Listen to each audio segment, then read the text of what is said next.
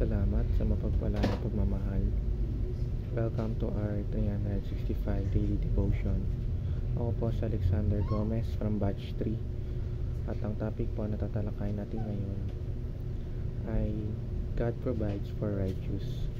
Ngayon po ang ating pag-aaralan ay tungkol sa Psalm chapter 37 verse 25. At buksan po natin ang ating puso't isip sa magandang salita ng Diyos. Sinasabi dito na, I have been young, and now I am old, yet I have not seen the righteous forsaken, or his children begging for bread. Or sa Tagalog, ako'y naging bata at ngayon matanda na. Ngayon may hindi ko nakita na ang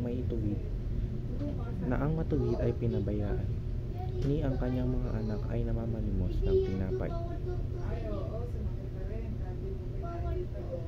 Sinasabi lang sa verse na ang mga sumusunod sa Diyos ay hindi kailanman pababayaan ng Panginoon. Hindi niya ito hahayaang magutom o maghirap.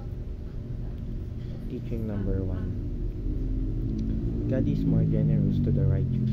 Ang unang katuroan ay mapagbigay ang ating Diyos, ngunit mas mapagbigay siya sa mga taong alam niyang sumusunod sa Kanya.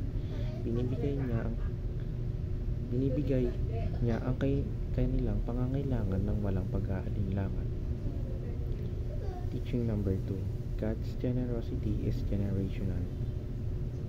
Ang pangalawang katuroan ay ang pagiging mapagbigay ng Diyos sa isang taong sumusunod sa Kanya ay hindi lamang natatapos doon. Napapasa ito sa ibang henerasyon. Teaching number 3. God's generosity is meant to be experienced. Ang huling katuroan ay nakatakda na maranasan ng isang tao ang pagiging mapagbigay ng Panginoon, at mararanasan natin ito kung tayo ay susunod at mananampalataya sa Kanya. Application number 1. Be grateful for God's generosity. Maging mapagpasalamat tayo sa pagiging mapagbigay ng Diyos, dahil mas lalo niyang binibless ang mga taong grateful. Application number 2. Be gratified by living a righteous life. Magsikap tayong upang magkaroon tayo ng righteous life kung saan pinamumuhay natin at sinusunod ang salita ng Diyos. Application number 3. Be a blessing to your family. Sa iyo mo nasimulan ang pagiging generous ng Lord. Ikaw mismo ay sumunod at magpa-righteous upang ang pagiging mapagbigay sa iyo ng Diyos ay hindi lang sa iyo kundi sa buong pamilya mo at sa mga susunod pang henerasyon. Yun lamang po ang aking devotions. Maraming salamat.